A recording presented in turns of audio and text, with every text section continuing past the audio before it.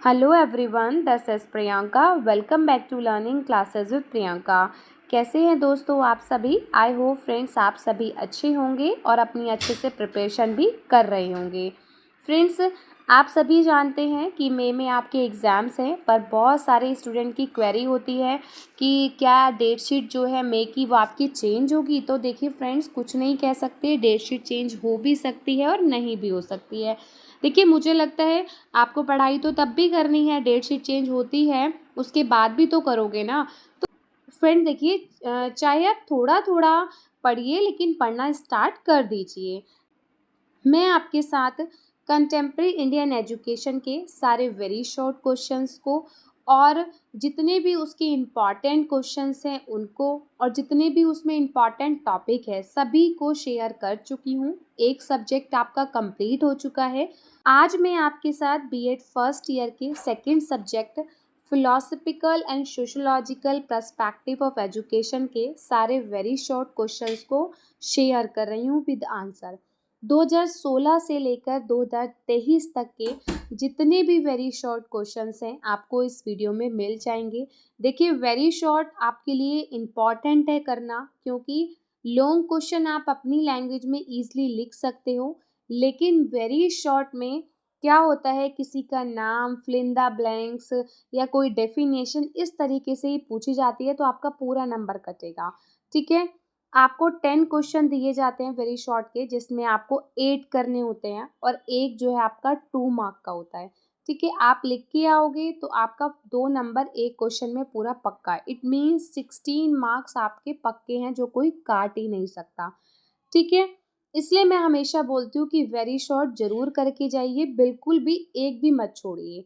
ठीक है, आपको कोई क्वेरी हो, कोई डाउट हो, आप मुझे कमेंट बॉक्स में कमेंट कर सकते हैं और आप मेरे को जो है व्हाट्सएप पर भी मैसेज कर सकते हैं। Definitely I will try my best कि मैं आपके जो भी डाउट्स हैं, कोई भी क्वेरी हैं, उनको क्लियर करूं। कुछ स्टूडेंट मेरे साथ इस नंबर पे यानी कि व्हाट्सएप पे कनेक्टेड हैं, जो डे टू डे या समटाइम्स वो मुझे मैसेज करते हैं किसी भी चीज़ को पूछने के लिए।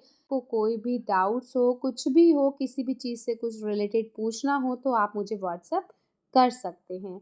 ठीक है फ्रेंड्स, आप मतलब फ्री रखिए अपने आप को मुझसे कनेक्ट करने के लिए। ठीक है, तो चलिए स्टार्ट करते हैं।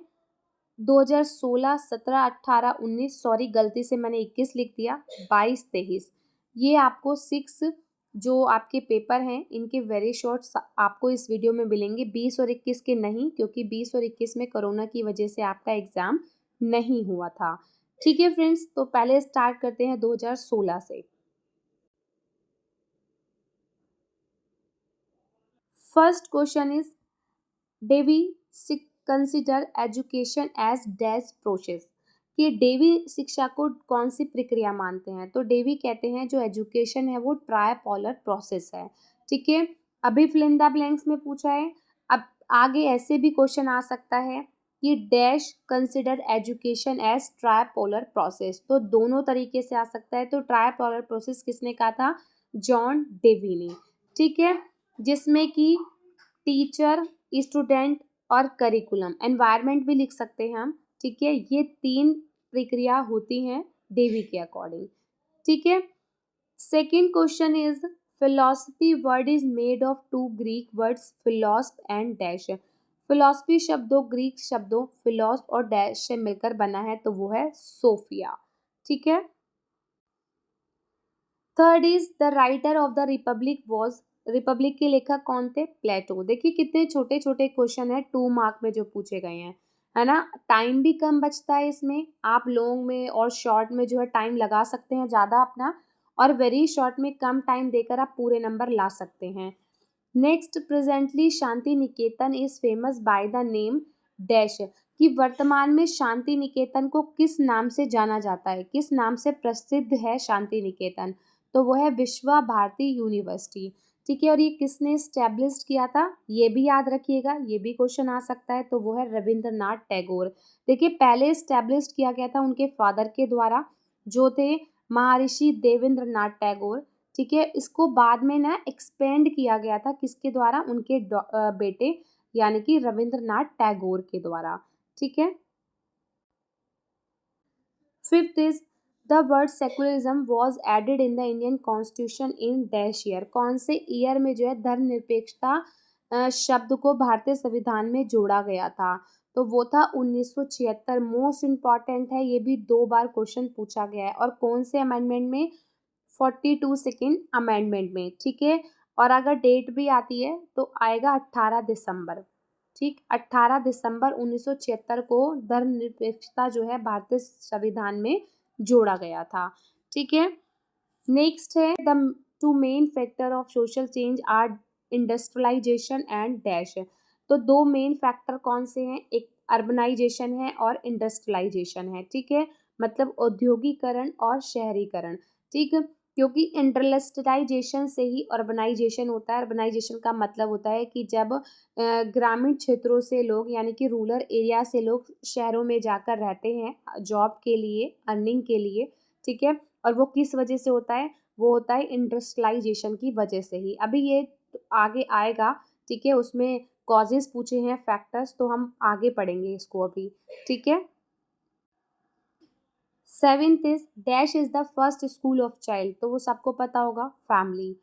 8th is write two advantages of celebrating festival.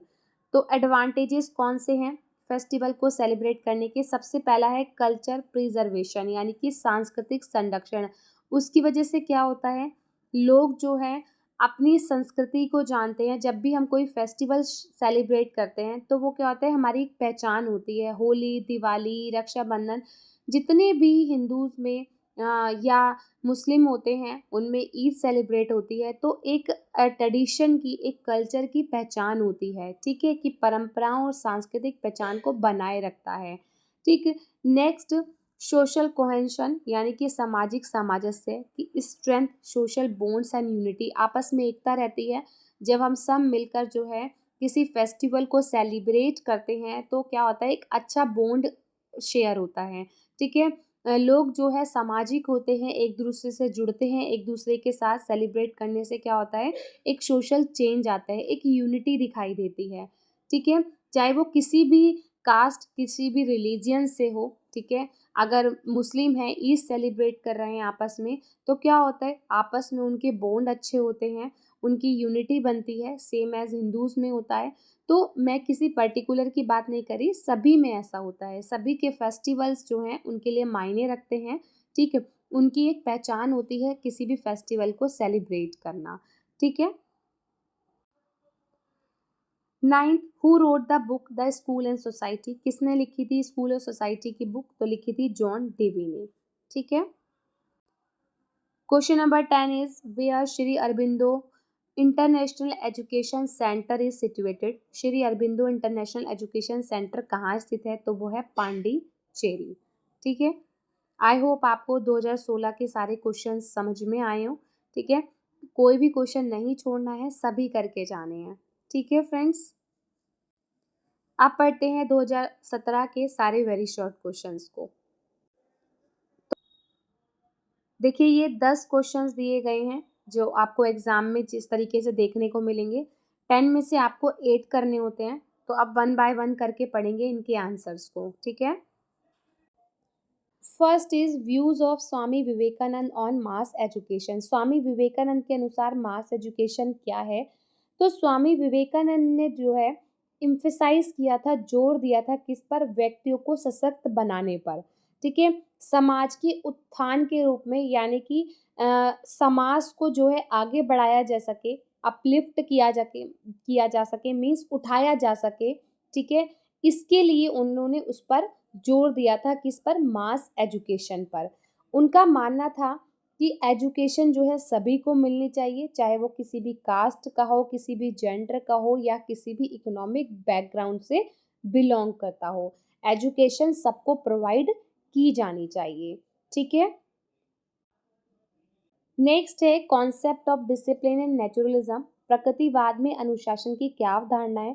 तो प्रकृतिवाद में अनुशासन जो है व्यक्तियों को प्रकृति और जीव विज्ञान के नियमों का पालन करने की आवश्यकता पर जोर देता है। जो व्यक्ति का नेचर होता है, जो जीव विज्ञान के, जो बायोलॉजी के नियम होते हैं, उन पर जो है ज़्यादा फोकस करता है, ठीक है। जिससे क्या होता है, जो मानव व्यवहार है और जीवन के जो पाठ्यक्रम है उसको निर्धारित किया जाता है, ठीक है? जो कोर्स ऑफ लाइफ होते हैं उनको जो है डिक्टेट करता है, निर्धारित करता है, ठीक है?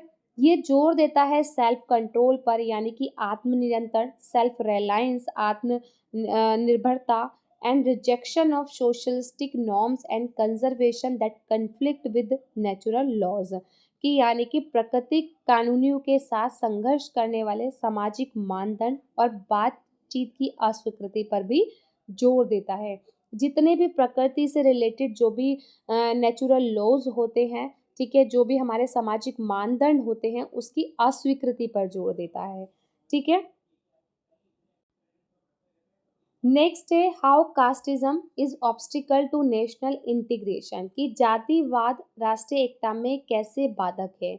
तो कास्टिज्म का create division among people based on birth, जो जातिवाद होता है ना वो जन्म के आधार पर ही लोगों के बीच जो है विभाजन पैदा करता है, लीडिंग टू डिस्क्रिमिनेशन, भेदभाव एंड इक्वलिटी, और असमानता को बढ़ाता है। This hamper unity and solidarity among citizens hindering efforts toward national integration। इससे क्या होता है, जो सिटीजन्स होते हैं, जो नागरिक होते हैं, उनके बीच में एकता और एकजुटता बाधा होती है ना?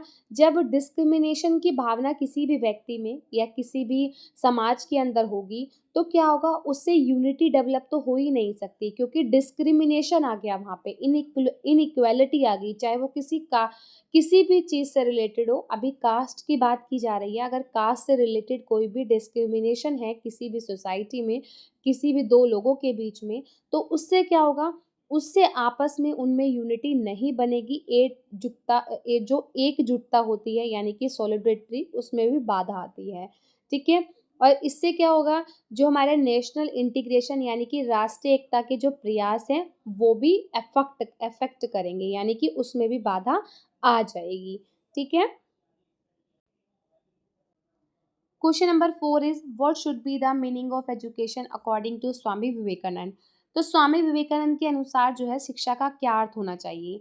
तो स्वामी विवेकानंद का मानना था कि व्यक्ति का ओवरऑल और डेवलपमेंट होना चाहिए, जैसे फिजिकली, मेंटली और स्पिरिचुअली, शारीरिक, मानसिक और आध्यात्मिक रूप से, ठीक है। वो जो है जोर देते थे मोरल वैल्यूज पर, सेल्फ रियलाइजेशन पर, रेदर देन अकेडमिक सीखना, ठीक है, अकेडमिक कैपेबिलिटीज पर, ठीक। His goal was to empower individual to reach their potential and make positive contribution to society. उनका लक्ष्य क्या था कि व्यक्तियों को उनकी क्षमता तक पहुंचाना, जो व्यक्ति के अंदर पोटेंशियलिटीज होती हैं, जो कैपेसिटीज होती हैं, व्यक्ति को वहां तक पहुंचाना और समाज के लिए जो है उसका एक सकारात्मक योगदान देना, ठीक है, कि हर व्यक्ति जो है समाज के अंदर पॉजिटिव कंट्रीब्यूशन दे सके। तो इसके लिए व्यक्ति को वहां तक पहुंचाना ही स्वामी विवेकानंद का लक्ष्य था, ठीक है। नेक्स्ट है give the meaning of craft centred education of Gandhi ji. Gandhi ji की शिल्प केंद्रित शिक्षा का अर्थ बताइए। तो Gandhi ji craft centred education stress hands on learning and practical skills over academic, कि गांधी जी का क्या मानना था, करके सीखने पर मतलब वो विश्वास करते थे, ठीक है, हैंड्स ऑन लर्निंग पर, किसी भी प्रैक्टिकल स्किल्स पर वो जोर देते थे, ठीक है। एकेडमिक सीखने की बजाय जो बच्चे हैं, जो स्टूडेंट हैं, उनको करके सिखाना चाहिए, ठीक है, उनको हैंड्स ऑन एक्टिविटी कराई जानी चाहिए, उनको प्रैक्टिकल स्किल्स की नॉलेज दी जानी चाहिए। It aimed for self-reliance, dignity of labor and economic independence by teaching traditional craft and trades, कि इसका उद्देश्य क्या था, पारंपरिक शिल्प और व्यापार सिखाकर आत्मनिर्भरता, श्रम की गरिमा, मतलब कि व्यक्ति जो है सेल्फ रिलायंस, आत्मनिर्भर बने, ठीक है, उनके अंदर किसी काम को करने की इच्छा जागरूक हो, ठीक है, यानी कि आर्थिक स्वतंत्रता उसको प्रदान की जाए, ठीक, कि वो इस तरीके से आगे बढ़े एक व्यक्ति, कि वो अपनी लिवलीहुड को भी पूरा कर सके, अपना जीवन चला सके, एक अर्निंग कर सके, ठीक है। तो इसमें भी व्यक्ति को निपुण होना चाहिए। This model preserved culture, empowered individual and build communities, ठीक है, कि इस मॉडल ने संस्कृति का संरक्षण किया, व्यक्तियों को सशक्त बनाया और सामुदायिक संबंधों का निर्माण किया, ठीक है, कि आपस में लोग जो है कम्युनिटी जो थी उनका भी एक अच्छा बिल्डअप हुआ कि लोग आपस में मिलकर काम करने लगे, ठीक है? व्यक्ति जो है सशक्त बना, ठीक? 6th is what is mean by laboratory school of JNDV। JNDV के प्रयोगशाला विद्यालय से क्या तात्पर्य है? तो the laboratory of JNDV was an experimental school established in 1896 as the University of Chicago, which emphasized on learning through experience and problem solving rather than rote memorization। कि John Dewey की प्रयोगशाला 1886 में शिकागो विश्वविद्यालय के रूप में स्थापित एक प्रायोगिक स्कूल था, ठीक है? 1896 में कहाँ पर? शिकागो यूनिवर्सिटी में जो है इस्टेब्लिश किया गया था, जिसने जोर दिया था किस पर? एक्सपीरियंस पर और प्रॉब्लम सॉल्विंग पर, रेदर देन मतलब रोड मेमोराइजेशन के अलावा जिन्होंने जोर दिया था अनुभव और समस्या समाधान के माध्यम से सीखने पर, कि हमें रोड मेमोराइजेशन नहीं करनी है। तो जॉन डेवी ने इसके लिए जो है ऑब्जेक्शन किया था, ठीक है? कि वो जोर देते थे कि किसी भी व्यक्ति को जो है रटने के बजाय अनुभव और समस्या समाधान के माध्यम से सीखने पर जोर देना चाहिए, ठीक है? नेक्स्ट है what is the meaning of education according Socrates. कि सुकरात के अनुसार शिक्षा का अर्थ क्या होता है? तो सुकरात के अनुसार जो शिक्षा थी, उनका मानना क्या था कि किसी भी व्यक्ति के अंदर ज्ञान को बाहर लाना जो किसी व्यक्ति के अंदर पहले से ही है, ठीक है? अगर किसी व्यक्ति में कोई किसी टाइप की नॉलेज है तो उसको बाहर लाना ही सुकरात मानते थे कि वो उनकी एजुकेशन है, ठीक है? शिक्षा का अर्थ क्या है? कि उस ज्ञान को बाहर लाना जो पहले से ही किसी व्यक्ति के भीतर प्रश्न और आलोचनात्मक सोच की प्रक्रिया के माध्यम से बाहर निकलता है, ठीक है? एथ is indicate means of eradicating illiteracy. निरक्षरता दूर करने के उपाय बताने हैं।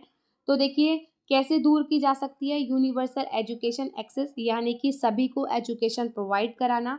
गवर्नमेंट के इनिशिएटिव से, अगर गवर्नमेंट पहल करे, शुरुआत करे एजुकेशन की, तो भी निरक्षरता दूर की जा सकती है। कम्युनिटी इन्वॉल्वमेंट से दूर की जा सकती है। अगर टेक्नोलॉजी इंटीग्रेशन हो जाए, ठीक है, हर किसी को न्यू न्यू टेक्नोलॉजीज मिलने लग जाए, तो भी निरक्षरता दूर की जा सकती है। देखिए आजकल यूट्यूब एक अच्छा साधन हो गया और सोशल मीडिया पे लोग बहुत चीज़ें पढ़ते हैं। देखिए हर चीज़ के फ़ायदे और नुकसान होते हैं। यूट्यूब पर या फेसबुक पर या मैं कहती हूँ इंस्टाग्राम पर, कोई भी सोशल मीडिया प्लेटफॉर्म है, वहाँ पर आप अच्छी और बुरी दोनों चीज़ें सीख सकते हैं। इट्स अप टू यू कि आप क्या सीखना चाहते हैं, ठीक है? But this is a good platform for everyone. लोगों के पास मोबाइल तो आ ही जाते हैं, अगर वो उसको सीखना चाहते हैं तो वो सीख सकते हैं, ठीक है? तो टेक्नोलॉजी इंटीग्रेशन भी एक अच्छा माध्यम है निरक्षरता को दूर करने का। नेक्स्ट है एम्पावरमेंट ऑफ वुमेन, ठीक है? महिला सशक्तिकरण से महिलाओं को पढ़ा लिखाकर आगे बढ़ाकर, वोकेशनल ट्रेनिंग देकर और अवेयरनेस कंपेनियन लगाकर, ठीक है? यानी कि जागरूकता अभियान चलाकर भी निरक्षरता को दूर किया जा सकता है। तो आपको इनमें से जो भी याद रहे आप लिख सकते हैं, ठीक है? सारे याद हो जाते हैं तो भी बहुत अच्छी बात है, क्योंकि 2 मार्क्स में पूछा जा सकता है, तो आप इन सबको भी लिख देंगे तो बहुत अच्छा है। लेकिन अगर आप 4-5 भी लिखते हैं तो इनफ होगा, ठीक है? 9th is what is the difference between education and schooling. कि शिक्षा और स्कूली शिक्षा में क्या अंतर है? तो देखिए एजुकेशन तो एक ऐसा प्रोसेस है जो आप फॉर्मल और इनफॉर्मल कहीं भी प्राप्त कर सकते हैं, ठीक है? कि education emphasize the border process of learning and personal development including formal schooling but also informal experience and self directed growth. कि शिक्षा में सीखने और व्यक्तिगत विकास की व्यापक प्रक्रिया शामिल है, जिसमें औपचारिक स्कूली शिक्षा के साथ साथ अनौपचारिक अनुभव और स्वनिर्देशित विकास भी शामिल है। मतलब यही हुआ कि इस शिक्षा क्या है जो आप कहीं से भी प्राप्त कर सकते हैं, चाहे वो इनफॉर्मल हो, चाहे वो नॉन फॉर्मल हो या वो फॉर्मल हो, ठीक है? आप कहीं से भी एजुकेशन को प्राप्त कर सकते हैं। और स्कूलिंग क्या है? Schooling specially refer to the structure system of instruction provided by educational institution. Schooling शिक्षा वो शिक्षा होती है जो आप किसी एजुकेशनल इंस्टीट्यूट पर यानी कि शैक्षिक संस्थानों पर ही प्राप्त करते हैं। While schooling is a subset of education, education extends beyond formal schooling to encompass lifelong learning and personal growth। कि जबकि स्कूली शिक्षा जो है एक शिक्षा का ऐसा समूह होता है जहाँ पर शिक्षा औपचारिक स्कूली शिक्षा से आगे बढ़कर आजीवन सीखने और व्यक्तिगत विकास को शामिल करती है, क्योंकि देखिए शिक्षा एक ऐसी चीज़ है जो कभी वेस्ट नहीं जाती। आप आज पढ़ो, बहुत एज में पढ़ो, किसी भी एज में पढ़ो, कोई मैटर नहीं करता। एजुकेशन आपको हमेशा काम आएगी और एक एजुकेशन ही एक नॉलेज शिक्षा एक ऐसी चीज़ है जिसको कोई आपसे छीन भी नहीं सकता। ठीक है?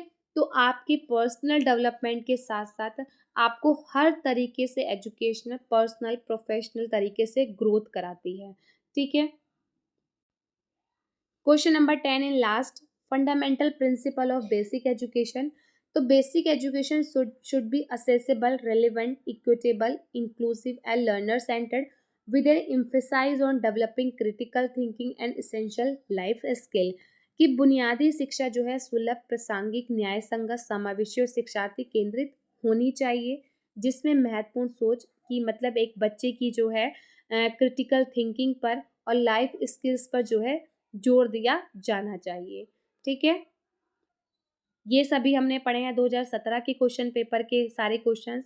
अब देखते हैं 2018 के क्वेश्चंस। ठीक है?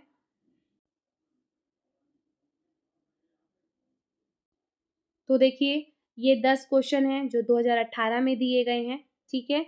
जिसमें से आपको 8 क्वेश्चन करने होते हैं, जो आपको एग्ज़ाम पैटर्न बोल रही हूँ। मैं तो आपको 10 ही कराऊँगी फ्रेंड्स, क्योंकि देखिए कोई भी क्वेश्चन आ सकता है, तो हम एक भी मिस नहीं कर सकते, हमें सभी लर्न करने हैं। जो हो सकता है मैंने 8 कराने की वजह से आपको 2 छुड़वा दी और वही एग्ज़ाम में मिल गए, तो आप तो मुझे बोलोगे कि ये मैम तो बहुत बेकार है, क्वेश्चंस जो इम्पोर्टेंट थे वो तो आए ही नहीं हैं, ठीक है? फ्रेंड्स देखिए कोई भी आ सकते हैं क्वेश्चन, क्वेश्चन पेपर हम नहीं बनाते हैं, ठीक है? हम सिर्फ गेस कर सकते हैं और हमेशा ना प्रीवियस ईयर के तो करके चलो, क्योंकि प्रीवियस ईयर्स में से इम्पॉर्टेंट क्वेश्चंस ही आते हैं। क्वेश्चंस बहुत रिपीटेड होते हैं, चाहे लॉन्ग हो, वेरी शॉर्ट हो या शॉर्ट हो, किसी भी टाइप के क्वेश्चंस हो। आप प्रीवियस ईयर अगर आप लास्ट टाइम पर पढ़ रहे हैं, देखिए कुछ बच्चे ऐसे होते हैं जो स्टार्टिंग से ही पढ़ते हैं, ठीक है? उनके लिए तो मैं ऑफ कोर्स नहीं बोलूँगी, वो तो सभी कुछ पढ़ के जाएँगे। पर जो बच्चे लास्ट टाइम पर पढ़ते हैं उन्हें ये होता है कि हम इम्पॉर्टेंट क्वेश्चंस पढ़ें या प्रीवियस ईयर भी अगर अगर प्रिपेयर कर लेते हो ना, तो वो भी इनफ होता है, क्योंकि प्रीवियस ईयर्स में से काफ़ी क्वेश्चंस पूछे जाते हैं, ठीक है? आप बहुत हद तक एग्ज़ाम क्रैक कर सकते हो और मैं हमेशा बोलती हूँ 70-80% लाना बीएड में बहुत बड़ी बात नहीं होती है, ठीक है? बहुत ईज़िली आ जाते हैं, बहुत स्टूडेंट के तो 80 प्लस भी आते हैं।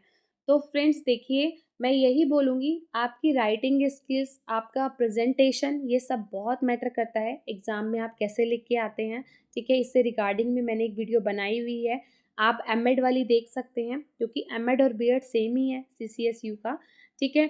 अगर अगर वो देख लेंगे तो आपको काफ़ी हद तक क्लैरिटी मिल जाएगी कि आपको एग्ज़ाम में कैसे लिख के आना है, कितने जो लॉन्ग क्वेश्चन होते हैं उसमें कितने पेजेस भरने हैं, शॉर्ट क्वेश्चन होते हैं उसमें कितने पेजेस भरने हैं, ठीक है? तो अगर एग्ज़ाम में आप बहुत अच्छे से अपने आंसर को प्रेज़ेंट करके आते हो, तो आप ईज़िली एग्ज़ाम क्रैक कर सकते हो, ईज़िली आप 70-80% मार्क्स तक ला सकते हो, ठीक है?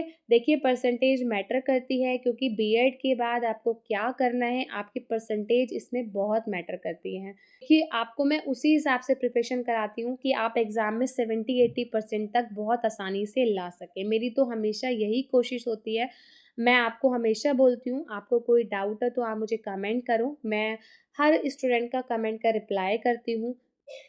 बहुत रेयर चांस होता है कि कमेंट मिस हो जाए, तो मैं जो है थोड़ा लेट रिप्लाई करूँ, पर मैं तो देखिए कोशिश तो हमेशा यही होती है, आप लोग के साथ मैं जुड़ी रहूँ, आप लोग के साथ मैं इंटरेक्ट करूँ, क्योंकि मुझे अच्छा लगता है आप सबके साथ इंटरेक्शन करना, ठीक है? तो चलिए पढ़ते हैं इन क्वेश्चंस के आंसर को, ठीक है?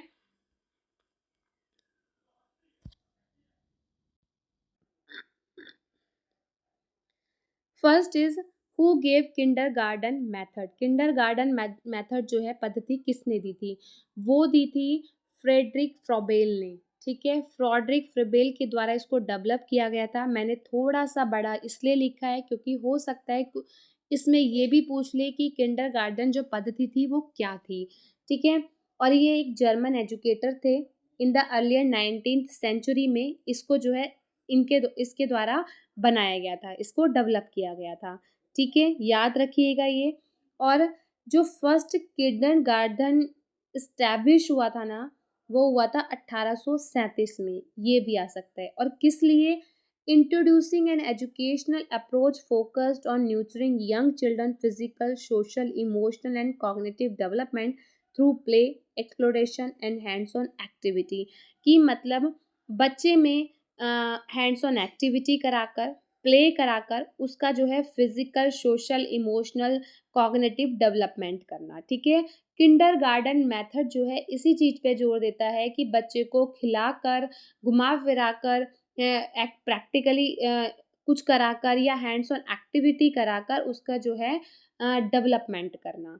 ठीक है, तो इस तरीके से आप ये पूरा याद रखिएगा, क्योंकि कुछ भी आ सकता है एग्जाम में। किंडरगार्टन का ये भी पूछ सकता है कि वो क्यों इस्टेब्लिश्ड किया गया था, कब इस्टेब्लिश्ड हुआ था। ठीक है, इसलिए मैंने आपको यहाँ पूरा बताया है। ठीक है, नेक्स्ट है, in which year Tagore received Nobel prize for Gitanjali. तो गीतांजलि के लिए उन्हें कब नोबेल प्राइज दिया गया था रविंद्रनाथ टैगोर को? 1913 में। ये भी आ सकता है कि गीतांजलि के लिए नोबेल प्राइज जो है वो किसको मिला था, तो याद रखिएगा नवींद्रनाथ टैगोर को। ठीक है, कब मिला था? 1913 में। टैगोर जो थे वो फर्स्ट नॉन यूरोपियन थे जिन्होंने नोबेल प्राइज जो है रिसीव किया था। ठीक है, जिन्हें नोबेल प्राइज मिला था, किसके लिए? लिटरेचर के लिए। पहले ये बंगाली में लिखी गई थी, उसके बाद जो है इसको इंग्लिश में ट्रांसलेट किया गया था। ठीक है, third is write two factors of social change. Factors बताने हैं कि सामाजिक परिवर्तन के दो कारक। जैसे पहला है टेक्नोलॉजिकल एडवांसमेंट, कि अगर हमारी टेक्नोलॉजी जैसे दिन प्रतिदिन बढ़ रही है उसी तरीके से क्या हो रहा है, समाज में परिवर्तन आ रहे हैं।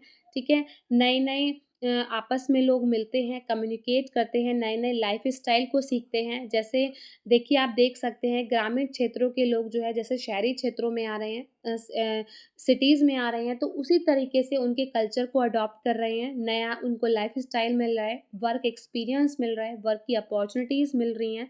ठीक है, तो टेक्नोलॉजी जो है एडवांस हो चुकी है, इस वजह से जो है एक ये भी सोशल चेंज का एक फैक्टर बन गया है। ठीक है, नेक्स्ट है कल्चर नॉर्म्स एंड वैल्यूज, सांस्कृतिक मानदंड और मूल्य की involving believes and values influenced by demographic and global interconnectedness drive shift in socialistic norms and practice. कि जनसंख्या और वैश्विक अंतर संबंध से प्रभावित विकसित होती मान्यताएं, मूल्य, सामाजिक मानदंड और प्रथाओं में बदलाव आते हैं। देखिए, जैसे जैसे लोग आपस में मिलते हैं, उनके कल्चर, उनकी वैल्यूज जो हैं, जैसे अभी हमने एक फेस्टिवल की अगर हम बात करें तो लोग आपस में मिलकर फेस्टिवल्स को सेलिब्रेट करते हैं, एक दूसरे के साथ इंटरकनेक्टेड होते हैं। ठीक है, उनके जो सामाजिक मानदंड हैं वो उनसे प्रभावित होते हैं, उनमें बदलाव आते हैं, एक दूसरे के वैल्यूज़ को, एक दूसरे के कल्चर नॉर्म्स को अडॉप्ट करते हैं। तो सामाजिक परिवर्तन में अगर आपको कोई और भी फैक्टर्स याद हो तो आप लिख सकते हो, ज़रूरी नहीं है आपको यही लिखने हैं, क्योंकि सामाजिक परिवर्तन में बहुत सारे फैक्टर्स जो हैं इफ़ेक्ट करते हैं। ठीक है, नेक्स्ट है who wrote democracy and education. Democracy और एजुकेशन किसने लिखे थे? तो उन्होंने लिखी थी जेन डेवी ने। ठीक है, ये एक अमेरिकन फिलोसफिकर, साइकोलॉजिस्ट और एजुकेशनल रिफॉर्मर थे। और ये कब पब्लिश्ड हुई थी? तो आपको ये भी याद रखना है, 1916 में। इसलिए मैंने यहाँ पर हाईलाइट करके दिखाई है आपको कि डेमोक्रेसी एंड एजुकेशन लिखी थी जॉन डेवी ने और ये पब्लिश्ड हुई थी 1916 में। ठीक है friends, in which year the word secularism was added in Indian constitution. देखिए, फिर से रिपीटेड क्वेश्चन है, 1976 और 42 अमेंडमेंट में हुआ था ये। ठीक है,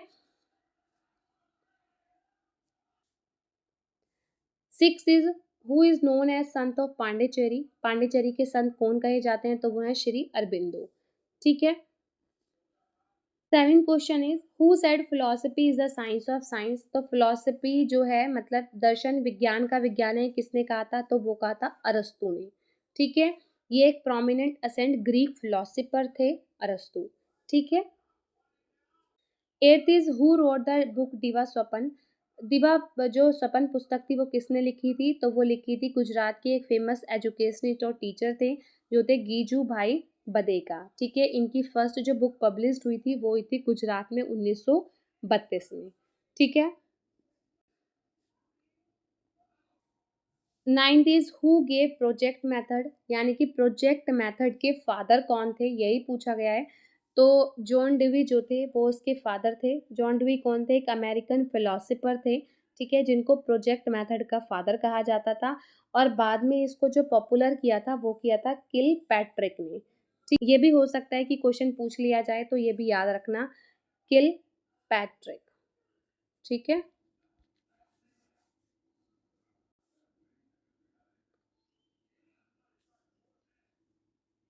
10th and last one is 2018। In which state Shankaracharya was born? Shankaracharya जो है किस स्टेट में बॉर्न हुए थे? तो शंकराचार्य जो बॉर्न हुए थे वो एक छोटे से गांव में, यानी कि कलाड़ी नाम का एक गांव था जो केरल में था। ठीक है, कि केरल के कड़ानी नामक गांव में, कहाँ पर, कौन सी फैमिली में? नंबूदिरी ब्राह्मण फैमिली में। ठीक है, उनका जन्म हुआ था। और ये कहा जाता है जो उनकी डेथ हुई थी वो केदारनाथ यानी कि उत्तराखंड में हुई थी। ठीक है, तो ये भी आ सकती है, इसलिए मैंने यहाँ पर बता दिया आपको। ठीक है, अब देखते हैं 2019 के क्वेश्चंस। ठीक है, तो देखिए 2019 में ये सारे क्वेश्चंस पूछे गए हैं। अब आंसर्स के साथ देखेंगे वन बाय वन। देखिए फर्स्ट क्वेश्चन आ गया, who quoted education is a trial process. तो मैंने आपको बताया था, पहले फिल इन द ब्लैंक्स में दिया था कि John dewy consider education is a dash process, ये था ना, तो वो ट्रायपोलर लिखा था। अब आया है कि ट्रायपोलर प्रोसेस जो एजुकेशन का है वो किसने किया था, तो वो थे जॉन डिवी ने। ठीक है, बायपोलर भी याद रखना है, अभी आगे आएगा वो question.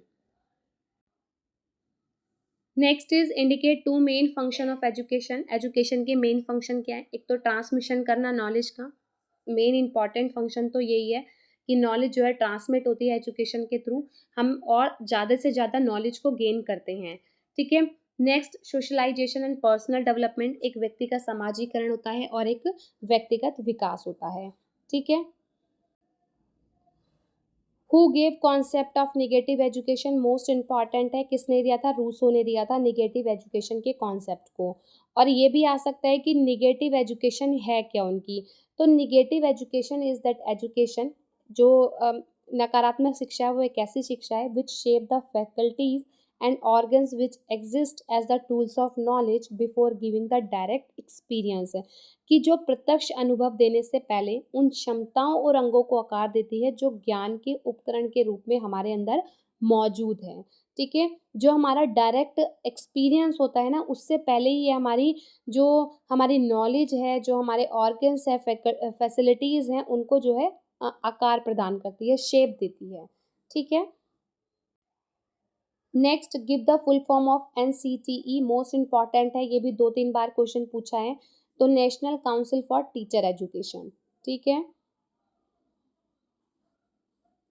Fifth is write two main characteristics of humanism, मानवतावाद की 2 विशेषताएं बतानी है। तो फर्स्ट है फोकस ऑन ह्यूमन पोटेंशियलिटीज, की मानव क्षमता पर फोकस करता है, कि emphasise inherent dignity, worth and potential of individual, promoting self actualisation and growth, कि आत्मबोध और विकास को बढ़ावा देते हुए व्यक्तियों की अंतर्निहित गरिमा, मूल्य और क्षमता पर जोर देता है। नेक्स्ट, इम्फेसिस ऑन रैशनैलिटी, की तर्क संगतता पर जोर देता है। ठीक है, कि वैल्यूज जैसे क्रिटिकल थिंकिंग है, रेशनल इंक्वायरी है, scientific method to understand and solve problem, rejecting superstition, कि अंधविश्वास को खारिज करते हुए आलोचनात्मक सोच, तर्कसंगत सोच, समस्याओं को समझने और हल करने के लिए वैज्ञानिक तरीकों को महत्व देता है। ठीक है। Write two effect of industrialisation on Indian education, कि भारतीय समाज पर औद्योगिकरण के 2 प्रभाव बताने हैं। जो इंडस्ट्रियलाइजेशन होता है, औद्योगिकरण होता है, उसके क्या इफेक्ट होते हैं। तो फर्स्ट इज अर्बनाइजेशन, शहरीकरण, कि लोग जो है ग्रामीण क्षेत्रों से जो है शहरी क्षेत्रों में चले जाते हैं, अपॉर्चुनिटीज़ मिलती है उनको जॉब की। ठीक है, उनकी ग्रोथ होती है, उनके इंफ्रास्ट्रक्चर में डेवलपमेंट होता है। ठीक, उसकी वजह से क्या होता है, सोशल चेंज होता है लोगों में। जो फैमिलीज़ के पैटर्न हैं, फैमिली स्ट्रक्चर है, उनका लाइफ स्टाइल है, न्यू एक मिडिल क्लास फैमिली जो है और अच्छे से डेवलप करती है, उनके जेंडर रोल्स में चेंजेस आते हैं। ठीक है? अगर आपको कोई और भी याद हो तो आप लिख सकते हैं। नेक्स्ट है give two objectives of national adult education programme. Full form भी आ सकती है NAEP की, कि नेशनल अडल्ट एजुकेशन प्रोग्राम, याद रखना। ठीक है, तो दो ऑब्जेक्टिव बताने हैं। फर्स्ट है फंक्शनल लिटरेसी, कार्यात्मक साक्षरता, की प्रोवाइड करना basic literacy skill to adult. ये जो है 15 से 35 साल की मतलब अडल्ट के लिए, सॉरी बच्चे बोल रही हूँ, के लिए होती है। ठीक है, तो ये प्रोवाइड करती है बेसिक लिटरेसी स्किल्स को अडल्ट में, ताकि वो फंक्शनली जो है इफेक्टिवली हो, किसके लिए, सोसाइटी के अंदर रीडिंग के लिए, राइटिंग के लिए और न्यूमरेसी के लिए। ठीक है, कि व्यक्तियों में रीडिंग करने की, राइटिंग करने की और न्यूमरेसी की क्षमता जो है विकसित हो सके। ठीक है, इसके लिए ये प्रोग्राम चलाया गया था। Next empowerment, empower adult through education to participate fully in socio economic and political activities promoting their overall well being and development. की शिक्षा के माध्यम से वयस्कों को सामाजिक, आर्थिक और राजनीतिक गतिविधियों में पूरी तरह से भाग लेने, उनके समग्र कल्याण और विकास को बढ़ावा देने के लिए सशक्त बनाना है। ठीक है, ज़्यादा डिफिकल्ट लैंग्वेज नहीं लिखी है, ईजी लैंग्वेज है, एक ही बार पढ़ोगे तो अच्छे से समझ में आ जाएगा। अगर आपको वीडियो लंबी लगती है तो आप स्किप करके देख लीजिए, वैसे अगर आप स्किप करोगे तो हो सकता है कोई क्वेश्चन को आप मिस कर दो। आप एक बार पूरी वीडियो देख लीजिए, जब आपको लगेगा आपको समझ में आ गया, जब एग्ज़ाम टाइम में क्या करना, आप ना स्किप करके जल्दी-जल्दी देख लेना, ठीक है?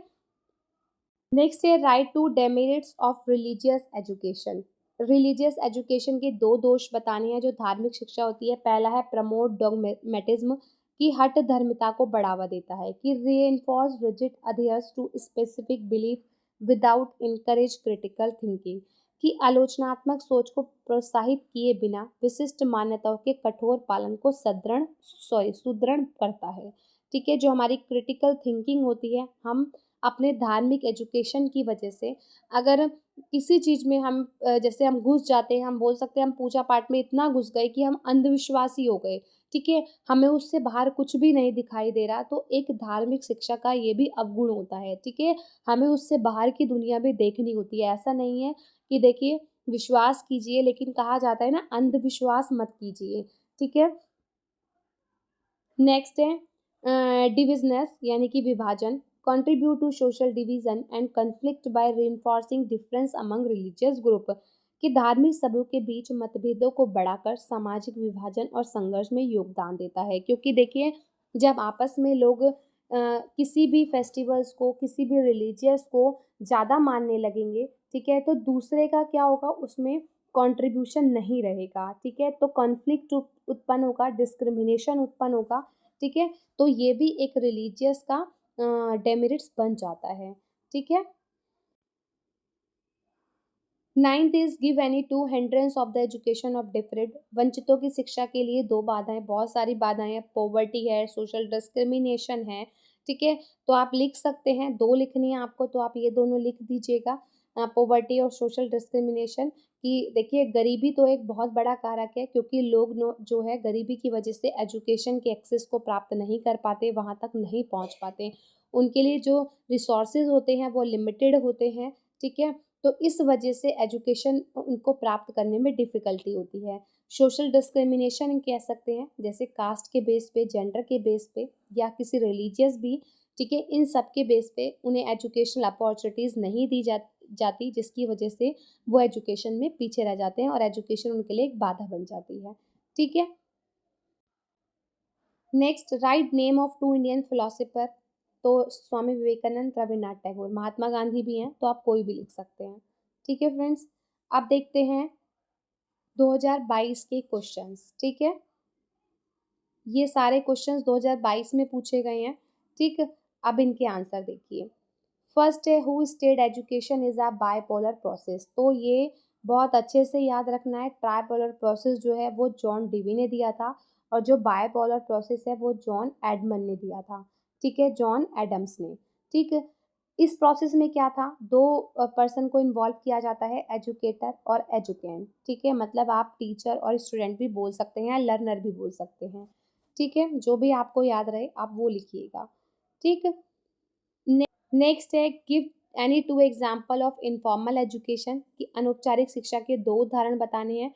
तो अनौपचारिक शिक्षा आप कहीं से भी कैसे भी प्राप्त कर सकते हैं, किसी भी व्यक्ति से प्राप्त कर सकते हैं, लाइक वो फैमिली हो सकती है, नेबर हो सकते हैं, किसी मार्केट प्लेस पर आप हो, किसी लाइब्रेरी में हो, किसी मतलब खेल खेल में किसी के साथ पढ़कर, कोई स्पोर्ट एक्टिविटी करके, तो आप किसी भी तरीके से इनफॉर्मल एजुकेशन को प्राप्त कर सकते हो, ठीक है।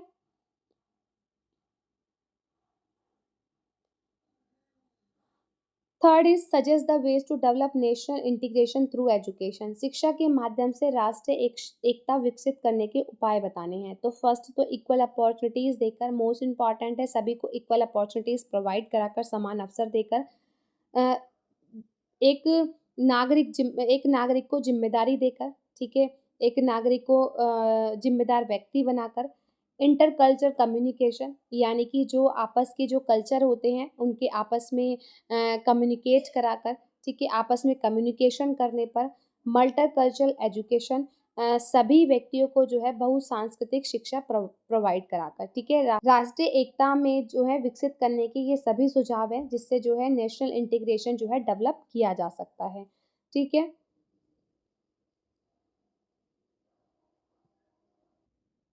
Fourth is briefly explain Shanti Niketan, Shanti Niketan के संपेक्ष में समझाइए कि शांति निकेतन जो है वो रविंद्रनाथ टैगोर जो थे उसने उन्होंने स्टैब्लिश किया था, ठीक है। तो Shanti Niketan founded by Rabindranath Tagore is an educational institution in West Bengal India, कि रविंद्रनाथ टैगोर द्वारा स्थापित शांति निकेतन भारत के पश्चिम बंगाल में एक शैक्षिक संस्थान है। It emphasizes a holistic approach to education, integrated the art, humanities and nature, ठीक है, की है कला, मानविकी और प्रकृति का एकीकृत करते हुए शिक्षा के प्रति समग्र दृष्टिकोण पर जोर देता है, कि ये एम्फेसाइज करता है, यानी कि जोर देता है एजुकेशन की होलिस्टिक अप्रोच पर, ठीक है।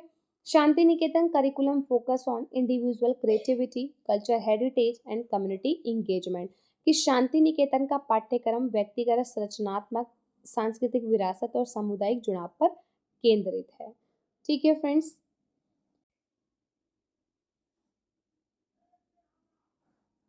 Fifth is give four suggestion for social change, social change यानी कि सामाजिक परिवर्तन के चार सुझाव। पहला तो एजुकेशन और अवेयरनेस ही है, कि सभी को एजुकेशन प्रोवाइड कराकर जो है एक सामाजिक परिवर्तन जो है समाज में लाया जा सकता है। एजुकेशन एक ऐसा हम कह सकते हैं टूल है जिससे व्यक्तियों में जो है काफ़ी हद तक सामाजिक परिवर्तन हो सकता है।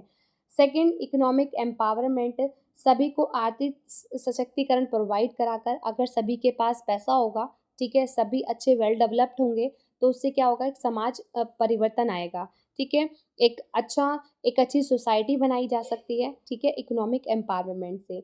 Equal rights and social justice, कि सभी को समान अधिकार प्रोवाइड कराकर, और एनवायरमेंटल सस्टेबिलिटी यानी कि पर्यावरण स्थिरता, ठीक है। तो ये सभी चीज़ें सोशल चेंज में अफेक्ट करती है, ठीक है।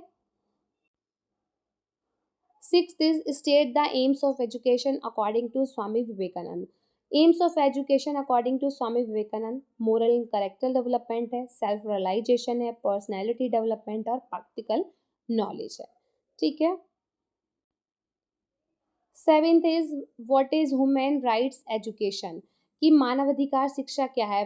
Human rights education is a process that aim to empower individual and communities with knowledge, skill and attitudes necessary to promote and protect human rights, कि जिसका उद्देश्य क्या है, व्यक्तियों और समुदायों को मानवाधिकार को बढ़ावा देने और उनकी रक्षा करने के लिए आवश्यक ज्ञान, कौशल और दृष्टिकोण से सशक्त बनाना है, कि व्यक्तियों को जो है proper knowledge, proper skill, proper attitudes provide कराना, ताकि वो अपनी जो है रक्षा कर सकें, अपने ह्यूमन राइट्स को प्रोटेक्ट कर सकें, अपने आप को प्रमोट कर सकें, ठीक है।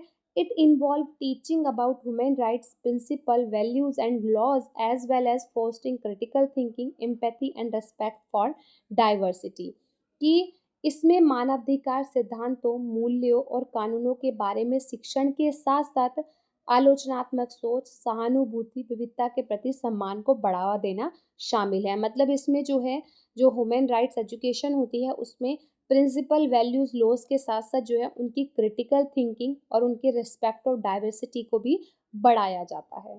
ठीक है फ्रेंड्स, आई होप आपको अच्छे से समझ में आ रहा हो। किसी भी क्वेश्चन में कोई डाउट हो तो आप मुझे कमेंट कर सकते हैं। ठीक है, देखिए फिर से आ गया question, give the full form of NCERT and NCT. पहले एनसीटी के बारे में पूछा था, तो एनसीईआरटी की फुल फॉर्म है national council of educational research and training, और एनसीटी की national council for teacher education. ठीक है, ninth is explain the term epistemology. ज्ञान मीमांसा शब्द शब्द की व्याख्या करें। ये जो है शॉर्ट क्वेश्चन में भी आता है। ठीक है, अच्छे से पढ़ना। Epistemology is the branch of philosophy concern with the nature, scope and limits of knowledge. कि ज्ञान मीमांसा दर्शन की वह शाखा है जो ज्ञान की प्रकृति, दायरे और सीमाओं से संबंधित है। ठीक है, it examine how knowledge is acquired, justified, and structured, exploring a questions such as what counts as knowledge, how we know what we know, and the reliability of different source of knowledge।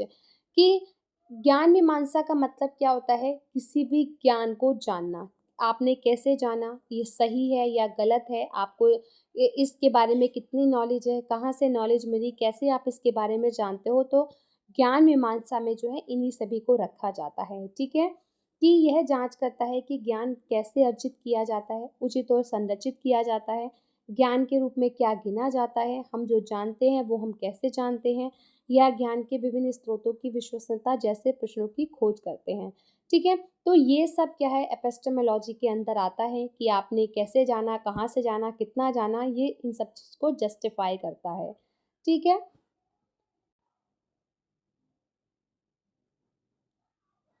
Next is right a short note on human resource development. HRD की full form भी आ सकती है, इसीलिए मैंने यहाँ short लिख के दिखाया आपको। Human resource development focus on improving the skill, knowledge and capabilities of individual within organization and society through training, education and career development initiative to enhance productivity, innovation and overall growth। कि मानव साधन विकास क्या है, उत्पादकता, नवाचार और समग्र विकास को बढ़ाने के लिए प्रशिक्षण, शिक्षा और करियर विकास पहल के माध्यम से संगठनों या समाजों के भीतर व्यक्तियों के कौशल, ज्ञान और क्षमताओं में सुधार करने पर केंद्रित है। मतलब कि जो ह्यूमन रिसोर्स डेवलपमेंट है वो इम्प्रूव करता है एक व्यक्ति के अंदर स्किल्स को, नॉलेज को और उसकी कैपेबिलिटीज़ को। ठीक है, किसके थ्रू? किसी ट्रेनिंग के थ्रू, किसी एजुकेशन के थ्रू, जैसे टीचर ट्रेनिंग होती है। ठीक है, करियर डेवलपमेंट किया जाता है, उनका प्रोडक्टिविटी को इन्हेंस किया जाता है, उनके लिए नए नए इनोवेशंस किए जाते हैं ताकि उनका जो है ओवरऑल ग्रोथ की जा सके, यानी कि ओवरऑल डेवलपमेंट किया जा सके। ठीक है, नेक्स्ट है 2023 के क्वेश्चंस। ठीक, first is what are the three components of educational process. तो थ्री कंपोनेंट्स कौन से हैं? Learner, teacher, content. आप करिकुलम लिख सकते हैं, एनवायरमेंटल भी लिख सकते हैं, मतलब एनवायरमेंट। ठीक है, तो ये सभी एजुकेशनल प्रोसेस के जो हैं कंपोनेंट्स हैं, घटक। ठीक, ये शॉर्ट में भी आ जाता है। ठीक, तो शॉर्ट में आप ऐसे डायग्राम बना सकते हैं कि जैसे टीचर, लर्नर और कंटेंट, ये एजुकेशनल प्रोसेस के कंपोनेंट्स हो गए। ठीक है, second, right the sources of value in brief, यानी कि मूल्यों के स्रोतों का संक्षेप में लिखना है। तो जैसे फैमिली है, कल्चर है, रिलीजियन है, एजुकेशन है, मीडिया है, तो इन ये सब क्या है, वैल्यू ऑफ सोर्स है जिनके थ्रू आप वैल्यूज सीखते हैं। एजुकेशन भी बहुत बड़ा रोल प्ले करती है, मीडिया है, आपकी फैमिली, सबसे इम्पॉर्टेंट आपकी फैमिली है। फैमिली ही हम कह सकते हैं कि आपकी प्राइमरी सोशलाइजेशन में हेल्प करती है। ठीक है,